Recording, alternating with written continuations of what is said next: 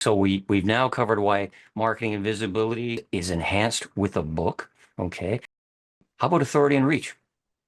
Well, I like to start that part by simply pointing out something I think a lot of people don't notice, which is that author is the root word of authority, right? Aha. We talk about getting authority, and we say things like, "Oh, she wrote the book on the subject," right? There is there are very few things in Western culture anyway that convey a sense of authority and expertise better than a book. And in a lot of ways, I don't want to say what's in the book doesn't matter, because of course it does. Right. But simply by having written a book that at least, looks professional, it does have to meet a few criteria. They're not going to just look and see like, oh, you wrote a collection of jokes. Like, what does that have to do with your business, right? It's got to be, again, the right book.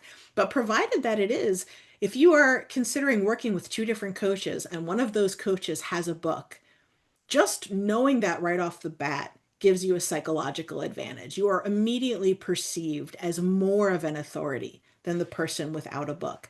And this is the reason why, any given conference that you've been to, your keynote speaker was probably somebody with a book. When you watch interviews on the news, right, and different things are happening in the media, when they go to an expert to get some analysis of what's happening in the news, it's almost always somebody with a book.